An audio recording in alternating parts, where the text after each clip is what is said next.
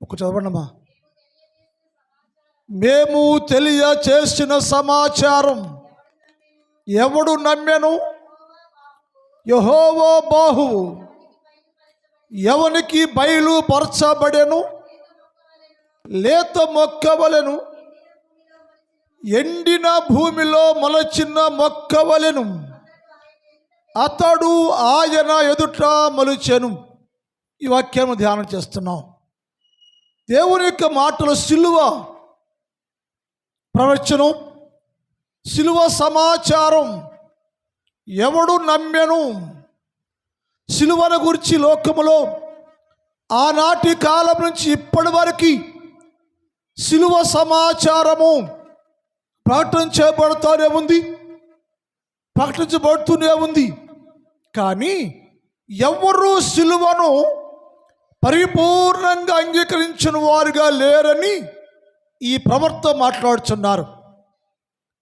మేము సిలువ సమాచారం తెలియజేశాం, ప్రకటించేశాం.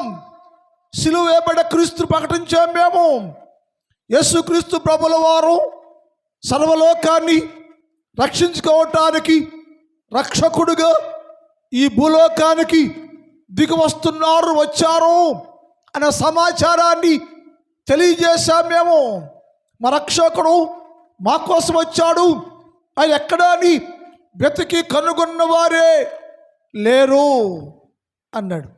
ఈ లోక రక్షించుకోవటానికి రక్షకుడు సమాచారం తెలియచేయబడింది.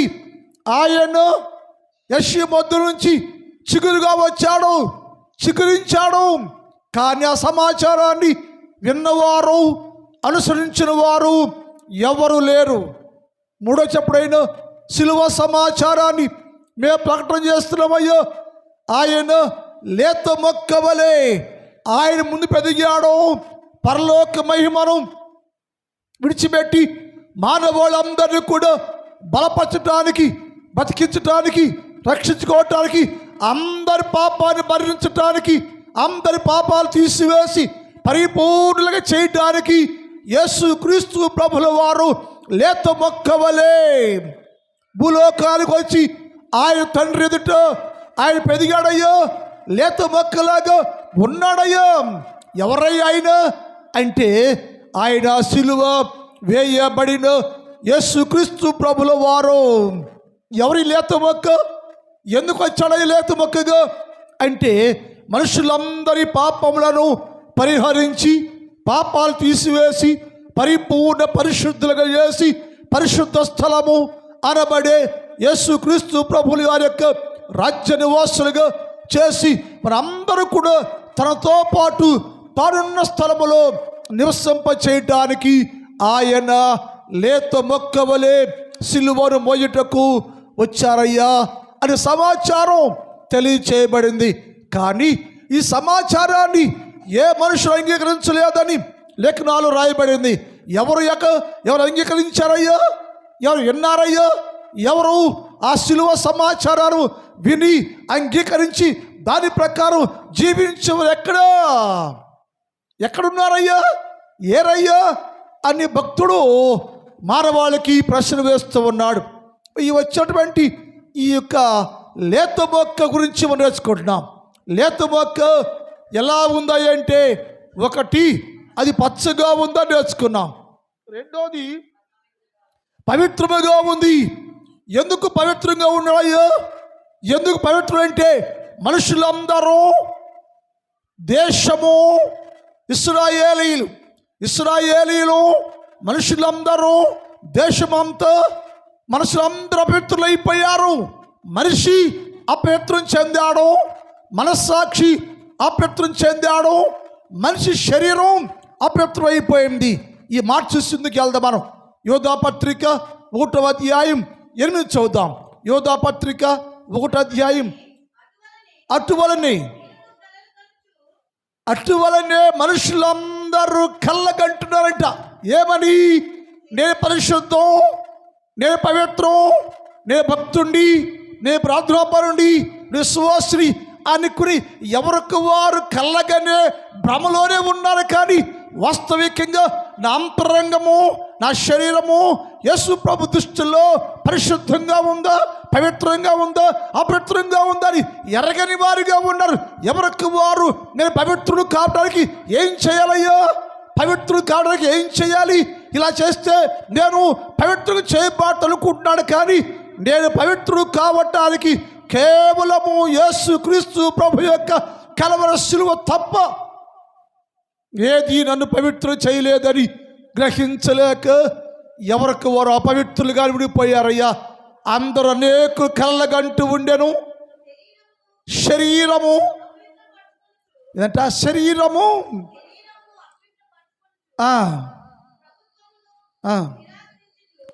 శరీరమును అపవిత్రపరుచుకొని గమనించాలి.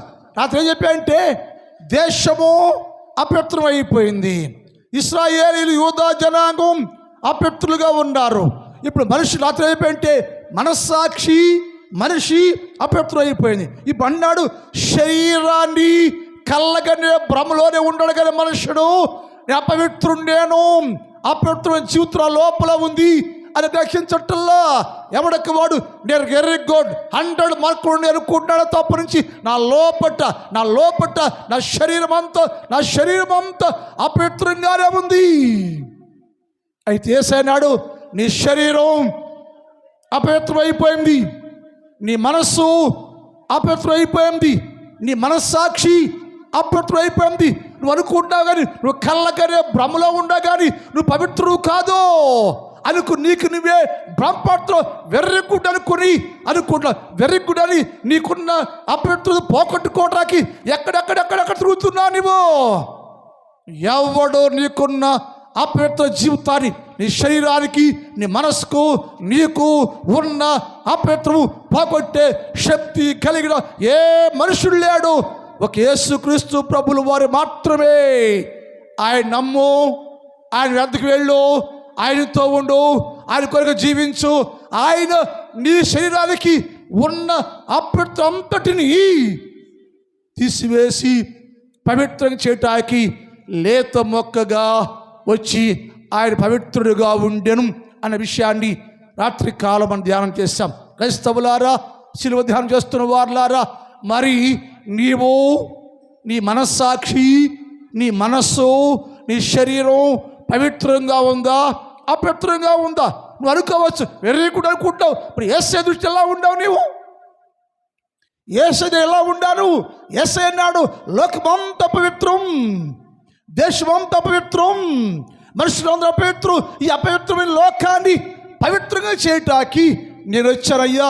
ఎలా చేస్తావా యేసయ్య అంటే, నేను కల్వరి సిలువలు మోస్తాను, ఈ సిలువలు నా ప్రాణ త్యాగం చేస్తాను, శరీరంలో రక్తం గారుద్ది, ఈ రక్తము ద్వారా సకల మనుషులకున్న అపవిత్రమైన జీవితాన్ని మార్చి నేను పవిత్రుడిగా రక్తముతో చేస్తానని యేసుక్రీస్తు ప్రభుల వారు సిలువ మీద తన్ను తాను పవిత్ర రక్తాన్ని కొరకు చిందించను. అది విశ్వాసం, మనుషుడి ద్వారా కలగదు. అందుకని యేసు అన్నాడు నేను లేత మొక్క వలె పెరిగానయ్యా. ఎలా ఉందంటే అది పవిత్రంగా ఉందని చెప్పాడు. మూడో చెప్పాడు, ఈ సిలువ సమాచారము ఎవడు నమ్మాను నమ్మపడ కారణం ఏంటి? ఈ లేత మొక్కకున్న క్వాలిటీని, గుణ లక్షణాలు గ్రహించకపోవటమే, అర్థం చేసుకోకపోవటమే. ఈ లేత మొక్క నా కొరకు దిగి వచ్చింది. ఈ లేత మొక్క క్రీస్తు యేసు ప్రభుల వారు. ఈయన సిలువను వహిస్తాడు, ఈయన మాత్రమే నా పాపానికి పరిహారం చేయగలిగిన వాడు యేసుక్రీస్తు ప్రభుల వారు. ఆయనే లేత మొక్కగా తన ఎదుట తండ్రి ఎదుట లోకములో పెరుగుచూ ఉన్నాడు అన్నాడు. ఎందుకు వచ్చాడాయా లేత మొక్క అంటే? ఆయన చెప్పాడు నేను లోకమంతటిని ఆకర్షించాలయ్యో, లోకమంతా ఆకర్షించాలయ్యో అన్నాడు. లోకం ఏడుందయ్యో?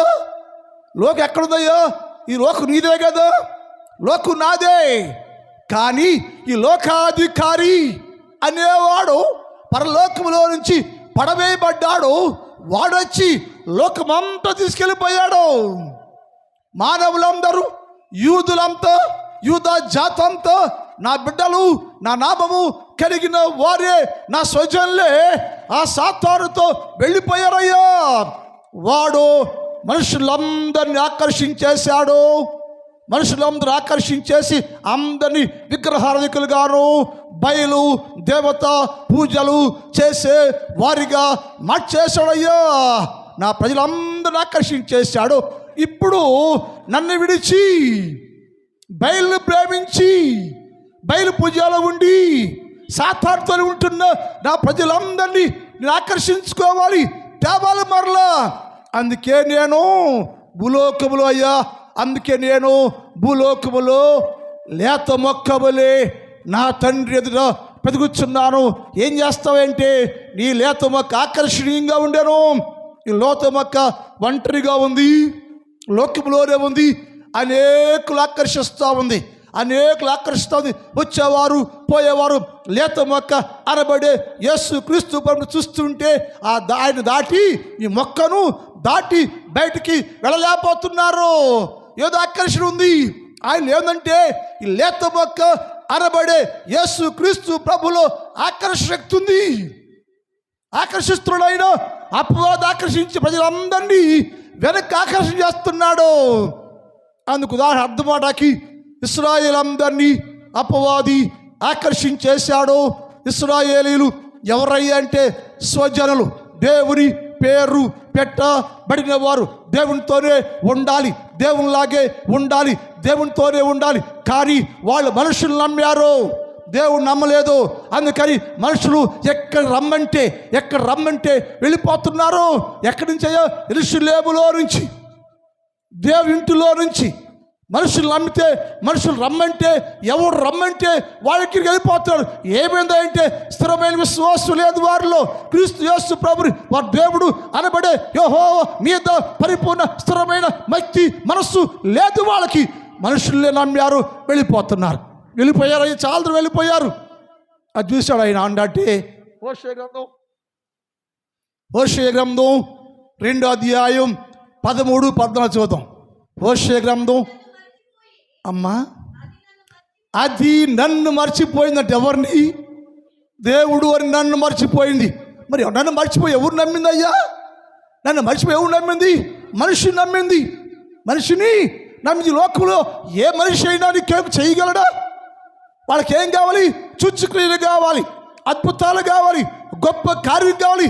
నేను తప్ప ఎవడైనా సరే భూలోకంలో సూచక్రియ చేయగలడా? అద్భుతం చేయగలడా? ప్రాణత్యాగం చేయగలడా? నీకు జీవితంలో బతికించగలడా? నీ అవసరాలు తీర్చగలడా అంటే అలా అన్నాడు యేసయ్య. వాది నన్ను మర్చిపోయింది, నగలు పెట్టుకొని శృంగారించుకొని బయలు దేవతకు ధూపం వేయటానికి తన్ను అలంకరించుకొని దాని వికటంగా అంటాను. నేను దాన్ని శిక్ష వేస్తున్నాను. అమ్మా, ఇదేహో వాక్ ఎందుకయ్యా శిక్ష అంటే అది నాతోనే ఉండాలి. క్రైస్తవుడు, నువ్వు దేవునితోనే ఉండాలి. యేసు ఒక్కడ దేవుడు, నీకు ఏ మనుషుడు దేవుడు కాదు. కానీ క్రైస్తవులు మనుషుల మీద డిపెండ్ అయిపోయారు. యేసయ్య అన్నాడు, ప్రయాసపడి భారం వస్తున్న వారులారా నా యొద్దకు రండి అన్నాడు. ఆయన సమాచారం పంపించాడు. కానీ మనిషి యేసు ఎదురు రాట్ల. ఒక మనిషి వచ్చి, ఒక పాస్టర్ గారు, ఒక ప్రవర్త వచ్చి ఇక్కడ ఉన్నారు, అద్భుతం రండి అంటే వెళ్ళిపోతున్నాం మనం. ఆకర్షణ, మనుషుల ఆకర్షణ. అందుకే మన జీవితంలో ఎదుగుదల లేదు. ఎదిగామనుకుంటున్నావు నువ్వు, no change, no growth, no development. కానీ యేసయ్య అన్నాడు, అది విడిచిపెట్టేసింది, బయలు ఎదుకు వెళ్ళిపోయింది, బయలు పూజ చేస్తూ ఉంది, దాన్ని శిక్ష వేస్తున్నాను, నేను శిక్షించాను సంగతి దానికి అర్థం కావట్లా. నా శిక్ష దాని మీద ఉంది. అయితే ఆ శిక్షను కొట్టివేసి దారి ఎక్కడికి వెళ్ళింది? అది బయలు పూజకి వెళ్ళిపోయింది, అబద్ధ బోధలకి వెళ్ళిపోయింది, లోకంలోకి వెళ్ళిపోయింది, బయలు పూజలు చేస్తూ ఉంది, విగ్రహాలు వెళ్ళిపోతే నేను దానిని ఆకర్షించి నా దగ్గరికి తీసుకొచ్చుకోవాలని దానిని నేను ఆకర్షించి అరణ్యంలోకి తీసుకుపోయి దానితో నేను ప్రేమగా మాట్లాడేదను. అమ్మా, నేను నీ దేవుణ్ణి, నీ ప్రభువుని, నేను ప్రేమించిన వాడని, నీకోసం ఎదిగొచ్చా నేను, నీకోసం ప్రాణం పెట్టి నీ శరీరానికి ఆత్మకు కలిగిన సకలమైన కల్మషం తీసివేసి నిన్ను పవిత్రమైన కన్నికగా చేయటానికి నేను వచ్చానమ్మా, నేనే దేవుణ్ణి అని దాన్ని ఆకర్షించి అరణ్యం తీసుకుపోయి దానితో ప్రేమగా మాట్లాడి సంభించి దాని జీవితంలోకి గొప్ప ధన్యత, నా పేరు పెట్టెదను. అదండి ఈ చెట్టు అంటుంది, మొక్క ఎందుకయ్యా ఆకర్షణ అంటే, ఈ వృక్షం అంట లేత మొక్క కూడా మూడకూడదంటే ఆకర్షిస్తూ ఉంది.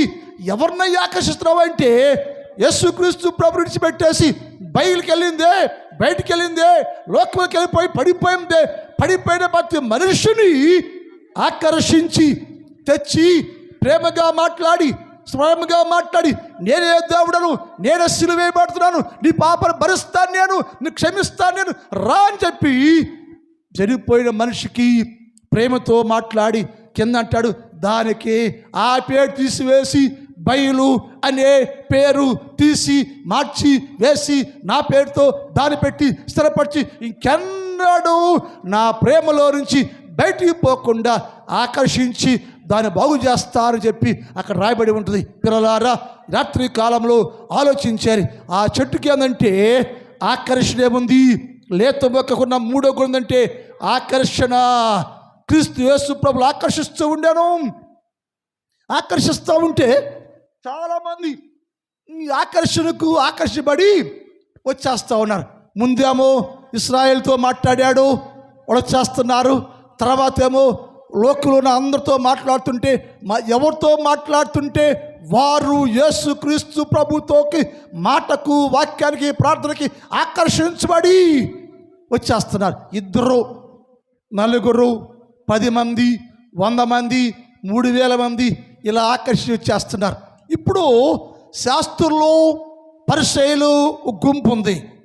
వాళ్ళు ఏమన్నారంటే, వచ్చిన దగ్గర నుంచి అందరు ఆకర్షిస్తున్నాడు యేసు ప్రభు, ఇశ్రాయేలు ఆకర్షించాడు, నన్ను శాస్త్రం మమ్మల్ని ఆకర్షిస్తున్నాడు, ఆయన మాటలు మేమే పడిపోతున్నాం. ఏంటి మాయ? వడ్లవాని కుమారుడు కాదా, యేసేపు కొడుకు కాదా, మన ముందు పుట్టినాడు కదా, ఇతను ఏంటి? ఇతను వెంట లోకమంతా పోతుంది, ఇతరులంతా లోకమంతా ఆకర్షించి లోకమంతా ఆయనతో కూడా వెళ్ళిపోతుంది. అలా వెళ్ళిపోతే మన ప్లాన్ ఏంటయ్యా, మన ప్రయత్నం ఏంటయ్యా? ఇతను చంపాలనుకుంటున్నాం కదా, సిలువేయాలనుకుంటున్నాం కదా, చంపేయాలి, సిలువేయాలి అనుకుంటున్నాం కదా, మా ప్రభుత్వమే ఉండాలి, మా పెత్తమే ఉండాలి, మేమే ఉండాలి అనుకుని ప్రధాన యాజకులు, శాస్త్రులు, పరిసయ్యులు అనుకుంటున్నారు కదా. మరి ఏంటి, మనందరము అలాగే ఉండాము. ఒక వ్యక్తి, లేత మొక్క అనబడే వ్యక్తి యేసుక్రీస్తు ప్రభు వెంట అందరు వెళ్ళిపోతున్నారయ్యా. యోహాను సువార్త 12వ అధ్యాయం 19 చదువుదాం. యోహాను సువార్త 12. అమ్మా, కావున పరిసయ్యులు అందరూ ఒకరితో ఒకరు ఒకరితో ఏమనుకుంటా, అయ్యా శాస్త్రులారు, పరిసయ్యులారు, ఈ లేత ఒక్కరు పెరికేద్దాం, కోసేద్దాం అనుకుంటున్నాం కదా, మన ప్రయత్నములు ఏమాయను? ఇదిగో లోకమంతా ఆయన ఆకర్షించి ఆయన వెంట వెళ్ళిపోతుందయ్యా.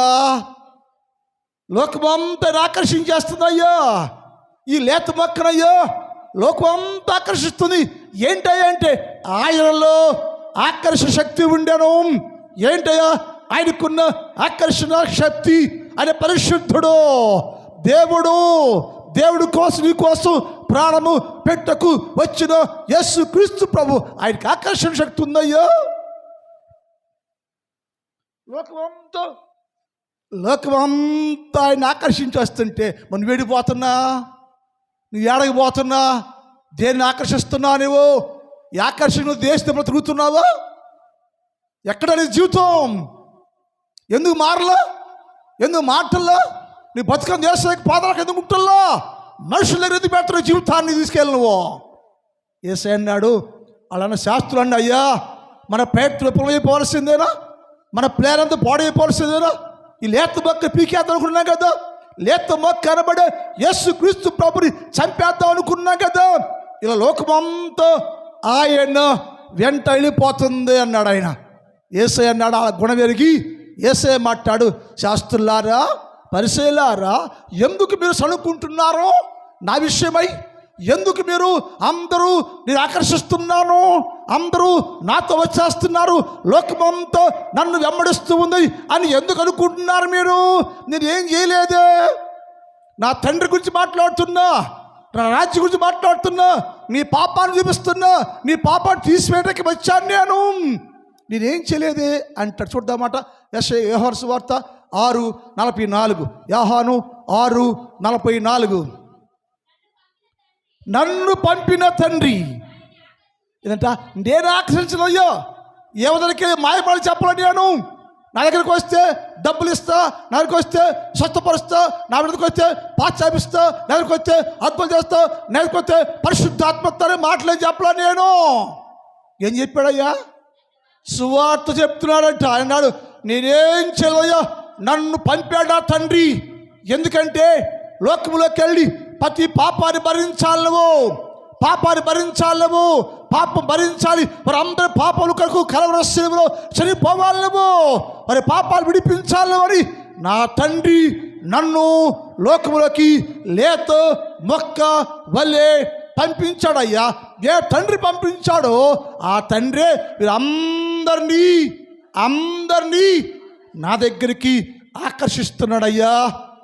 చదువాక్యం మరలా, నన్ను పంపిన తండ్రి వారిని ఆకర్షిస్తేనే కానీ ఎవడు నా ఎద్దుకు రాడయ్యా.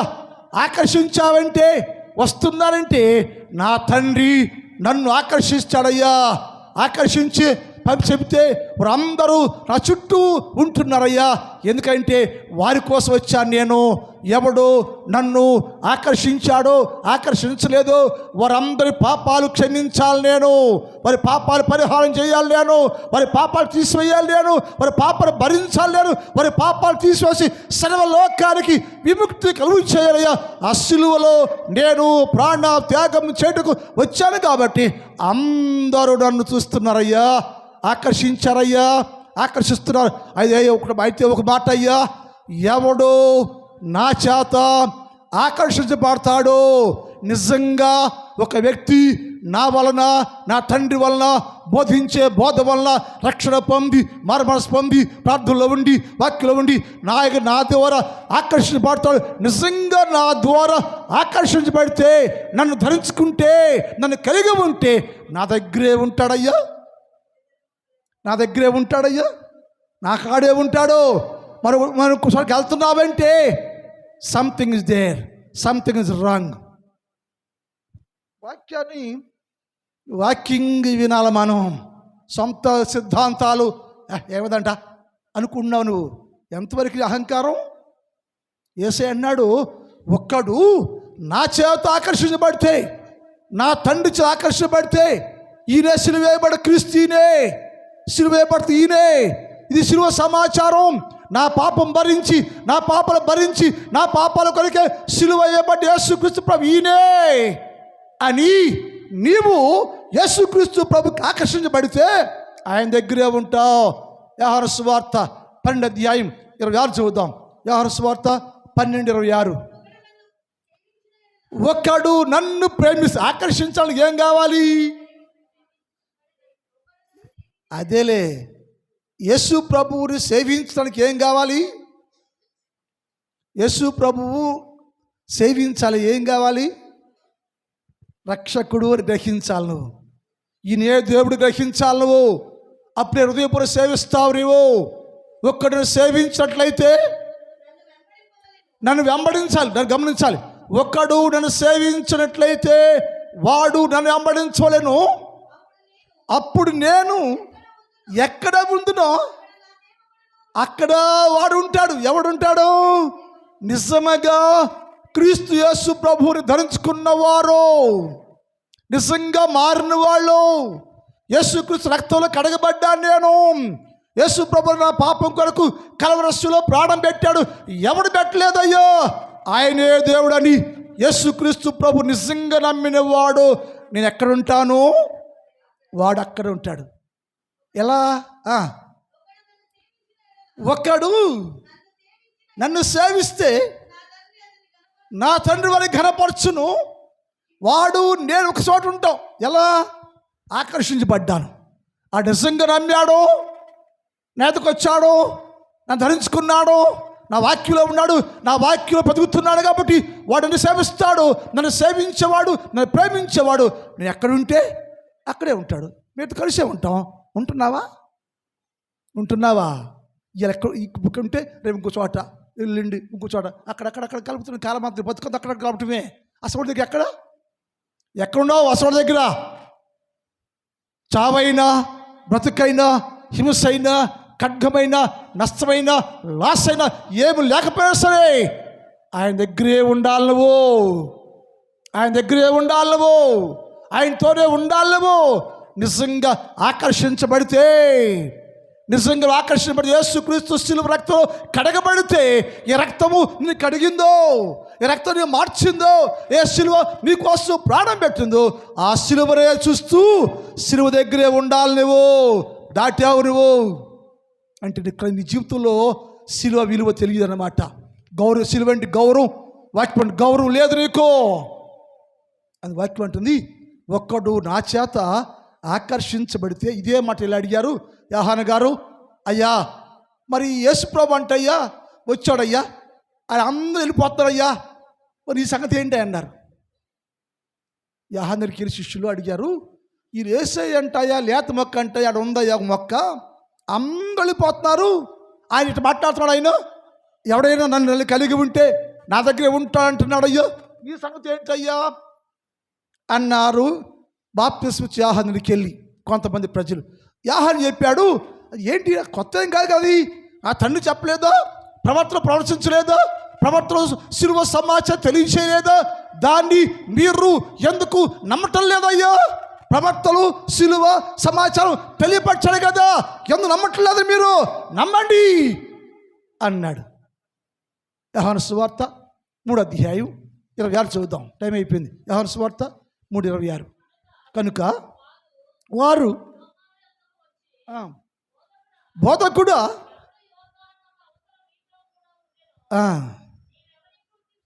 నువ్వు ఎవరి గురించి సాక్ష్యం ఇస్తున్నావో, ఆయన బాప్తిస్మిస్తున్నాడు, ఆయన అందరూ ఆయన యొద్దకు వస్తున్నారయ్యా, అందరూ ఆయన యొద్దకు వచ్చి ఆయనే దేవుడిగా భావించి ఆయన దగ్గర ఉంటున్నారయ్యా. అందుకే యోహాను అట్లా నేను పరలోకములో నుంచి అనుగ్రహించబడితేనే కానీ ఎవడును ఏమీ ఉండనేరడు. నేను క్రీస్తుని కాదు, ఆయనే క్రీస్తు అయ్యా, నేను క్రీస్తుని కాదయ్యా, ఆయనే క్రీస్తు, ఆయనే దేవుడు, ఆయనే శిలువ మీదకి వచ్చిన యేసు క్రీస్తు ప్రభు అయ్యా. ఆయనతో ఉండండి, ఆయన నమ్మండి, సువార్త వినండి, ఆయన మాట వినండి, ఆయనతోనే ఉండు. ఎవరైతే యేసు క్రీస్తు ప్రభు చేత ఆకర్షించబడతారో, ఆకర్షించబడేది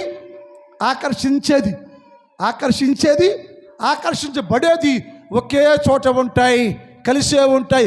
ఎప్పుడు దాకా అంటే సిలువలో వేలాడి కిందకొచ్చి సమాధి చేయబడి తిరిగి లేచి వెళ్ళిపోయి మరలా వస్తాడు సార్, అప్పుడు కూడా ఆయనతోనే ఉంటారయ్యా.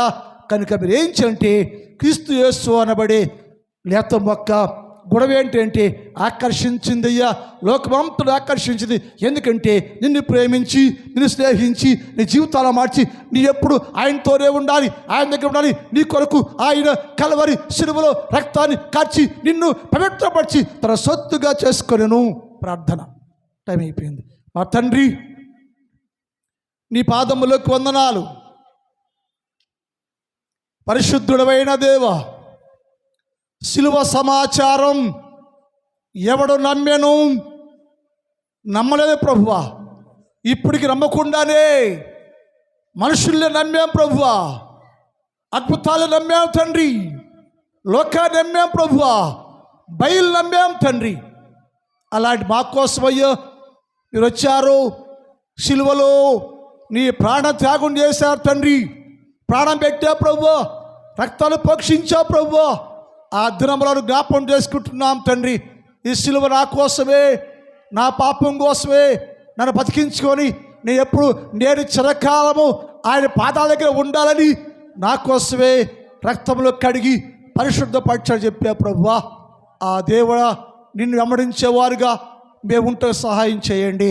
నేను ఆకర్షించుకొని నీ సిలువ దగ్గరే, నీ దగ్గరే మా జీవితాన్ని గడిపేవారుగా సిద్ధం చేయబడి ప్రార్థన చేస్తున్నావయ్యా. ఈ రాత్రి కాలంలో ఈ స్థలంలో ఉన్న ప్రతి బిడ్డని మీరు దీవించండి, ఆశీర్వదించండి, బలపరచండి. ఎవరు ప్రభువా లోకంలో ఉన్న మనుషులు వైపు చూడకుండా ప్రభువా, మనుషులు ఎదుగు పరిగేయకుండా తండ్రి, నీ యొద్దకే వచ్చి నీ యొద్ద నిలబడి నీతోనే ఉండుటకు సహాయం చేయేసయ్యా. సిలువను వెంబడిస్తే వారిగా సహాయం చేయ తండ్రి. నా సంఘాన్ని కూడా దీవించండి, నా సంఘంలో ఉన్న ప్రతి కుటుంబాన్ని మీరు దీవించండి, ఆశీర్వదించండి, బలపరచండి, సహాయం చేయండి. ఏ కుటుంబానికి ఏది కావాలో, ఏ మేలు కావాలో సహాయం చేయ. వ్యవసాయం చేస్తున్న ప్రతి వ్యవసాయదాడయ్య మంచి పంటలు కూర్చుకోవాలి తండ్రి. వారు పడుతున్న ప్రయాస ఏ మాత్రం వ్యర్థం కాకుండా గొప్ప మేలులతో నింపండి అయ్యా. పరీక్షలు రాస్తున్న ప్రతి బిడ్డను దర్శించండి, దీవించండి, పరీక్షల్లో తోడుకోండి. ప్రతి సబ్జెక్టులో ఫస్ట్ ర్యాంకులో పాస్ అయ్యే భాగ్యము దయచేయమని ప్రార్థన చేస్తున్నాం తండ్రి.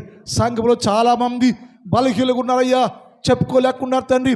వారి మీరు దర్శించండి, వారి మీరు తాకండి, స్వస్థపరచండి, బాగు చేయండి. యేసు ప్రభుల వారి శ్రేష్టమైన నామములో సంపూర్ణ ఆరోగ్యాలతో నింపండి ప్రభువా. ప్రతి బిడ్డను దీవించి బలపరిచి పంపించమని యేసు వారి పరిశుద్ధ నామములో ప్రార్థిస్తున్నాం తండ్రి.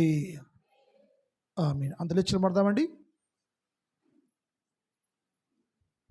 తండ్రి అయిన దేవుని ప్రేమ, కుమారుడు యేసుక్రీస్తు వారి కృప, పరిశుద్ధాత్మ దేవుని యొక్క కన్యని సహవాసం ఇప్పుడు ఎప్పుడు ఎల్లప్పుడు సదాకాలము మనందరికీ తోడై ఉండునుగాక. ఆమేన్. హల్లెలూయా.